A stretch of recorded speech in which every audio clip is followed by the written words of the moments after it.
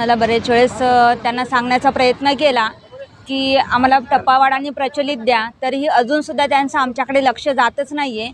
आणि काही दिवसापूर्वी आपल्या राज्याचे पालकमंत्री इथे आले होते महाजन साहेब, आणि अक्षरशः मला रडू आवरलं नाही। मी त्यांच्या पाया पडल्या आणि त्यांना विनंती केली की आम्हाला कुठल्याही परिस्थितीमध्ये टप्पावाढ प्रचलित द्या।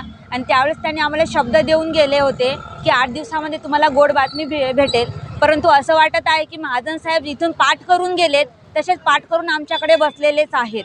आता कुठल्याही सरकारवर कुठलाही भरोसा राहिलेला नाही आहे। त्यांनी आम्हाला जोपर्यंत GR हातामध्ये देत नाही असं वाटत आहे की हे सरकार निकामी आहे, ह्या सरकारला इथे बसण्याचा काही अधिकार नाही आहे। आणि आमच्या शिक्षक समन्वय संघातर्फे आम्ही या सरकारचा बहिष्कार करतो। आणि भविष्यामध्ये जर ह्या सरकारला जर शिक्षकांचा पाठिंबा हवा असेल तर त्यांनी येणाऱ्या कॅबिनेटमध्ये आम्हाला GR मध्ये प्रचलित आणि टप्पावाढ दोन्ही द्यावं, अन्यथा आज आम्ही त्यांना एक आश्वासन देतो आणि त्यांना आज खंबीरपणे सांगतो की हे सरकार भविष्यामध्ये कुठेही दिसणारच नाही। आणि असे सरकार आम्हाला नकोच आहे जे उपाशी मारतात आणि स्वतः घरामध्ये पोटभर जेवण करतात।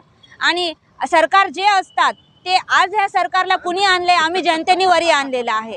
आणि आज आम्ही जनतेने वरी आणलेले असतानाच तुम्ही आम्हाला असं पाठिंबा देण्याऐवजी आमच्याकडे पाठ करून बसलेला आहात। आता मला सांगायचं एक सगळ्या पब्लिकला, सगळ्या शिक्षकांना, असं सरकार काय कामाचं आहे जे आपल्या पाठीशी उभे राहत नाहीयेत, जे फक्त सत्तेवर येतात स्वतःच्या कामासाठी, स्वतःच्या स्वार्थासाठी। आणि आम्हाला असे स्वार्थी सरकार नकोच आहेत। आज आमचा बांधवांनी मुंडन केलेलं आहे। मला वाटतं मुंडन कशासाठी करतात आणि या शब्दाचा अर्थ काय निघतो या सरकारला चांगलंच माहीत आहे। अजित पवार साहेब, तुम्ही अर्थ खात्याला आहात, परंतु आतापर्यंत अजित पवार साहेब ना तुम्ही कधी समोर आलात ना कधी तुमच्या शब्दामध्ये आम्हाला बोललात की तुमचं काम होणार। किती वेळेस वित्त खात्याला फाईल गेलेली आहे आणि वित्त खात्यामधून वापस आलेली आहे। अजित पवार साहेब, राष्ट्रवादी संघटना, मला तुम्हाला एकच गोष्ट सांगायची आहे आणि आपले मुख्यमंत्री, इथून पुढे असे सरकार आम्हाला बिलकुल नकोत। या सरकारचा शिक्षक समन्वय संघातर्फे आम्ही निषेध करत आहोत। आज शिक्षक समन्वय संघाच्या वतीनं नांदेड जिल्ह्यामध्ये 14वा दिवस काल संपला आणि 15व्या दिवशी आम्ही या ठिकाणी मुंडन आंदोलन करत आहोत। हे आंदोलन करण्यापूर्वी याच ठिकाणी तमाम या नांदेड जिल्ह्याच्या शिक्षकांनी रस्त्यावर भीक मागली। त्याच्यानंतर राज्याचे तथा आमच्या नांदेड जिल्ह्याचे पालकमंत्री गिरीश भाऊ महाजन साहेब हे स्वतः या ठिकाणी आंदोलनस्थळी भेट द्यायला आला होते। त्याच्यासोबत आमचे पालनकर्ते जे आमचे आमदार आहेत विक्रमजी काळे साहेब सुद्धा होते, त्याच्यासमवेत बालाजीराव कल्याणकर साहेब होते। 3-4 आमदारांची फौज आणि एक मंत्री या मैदानावर आम्हाला भेट देण्यासाठी आले होते। आणि त्यांनी आम्हाला शब्द दिला होता की तुम्हाला पुढील आठवड्यामध्ये तुम्हाला नक्की गुड न्यूज भेटेल आणि गोड बातमी भेटल्याशिवाय राहणार नाही, हा शब्द देऊन या ठिकाणी माननीय गिरीश महाजन साहेब निघून गेले।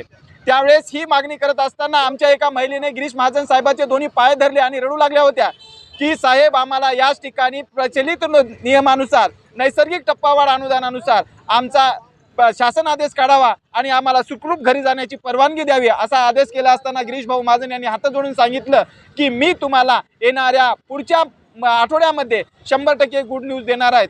मग आज आठवडा पूर्ण झाला, आम्हाला काही गुड न्यूज आली नाही, म्हणून आम्ही तमाम नांदेड जिल्ह्यातल्या शिक्षकांनी ठरवलं की या शासनाचा निषेध म्हणून आम्ही ते सर्व बांधव आज मुंडन आंदोलन करत आहोत। तर खरं तर हे पुरोगामी महाराष्ट्रासाठी लाजिरवाणी गोष्ट आहे। ज्या ठिकाणी विद्येचं पवित्र काम करणारे, विद्यादान करणारे हे जे आमचे बांधव आहेत, या बांधवांना हक्काचा पगार मिळवण्यासाठी रस्त्यावर उतरावं लागतं, भीक मागावं लागतं, एखाद्या मंत्री महोदयाचे पाय धरावं लागतात, त्याही पलीकडे जाऊन या ठिकाणी मुंडन आंदोलन करावं लागतं। ही वेळ जर तमाम महाराष्ट्र राज्यातील राज्यकर्त्यांनी या शिक्षकावर आणली तरीही महाराष्ट्र त्यांना कदापि माफ करणार नाही। आणि पुन्हा सुद्धा या राज्यकर्त्यांना माझी विनंती आहे की आपण येणाऱ्याच कॅबिनेटमध्ये या सर्व शिक्षकांचा नैसर्गिक टप्पावाढनुसार शासन आदेश निर्गमित करून 1 जानेवारी 2024चा एका महिन्याचा पगार आमच्या खात्यात टाकून आम्हाला सहकार्य करावं आणि आम्हाला या आंदोलनापासून मुक्त करण्यासाठी परवानगी द्यावी।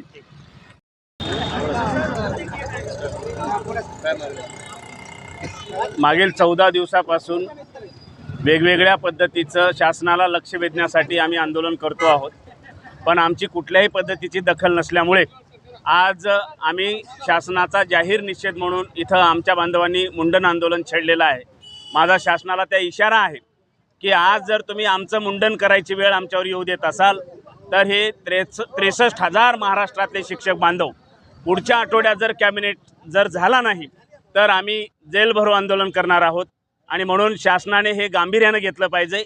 अन्यथा इन्कलाब जिंदाबादचा नारा प्रत्यक्षात रस्त्यावर उतरून आम्ही देण्यासाठी आता मागे पुढे पाहणार नाही आणि शासनाला आम्ही आता कुठल्याही पद्धतीची भीक घालणार नाही.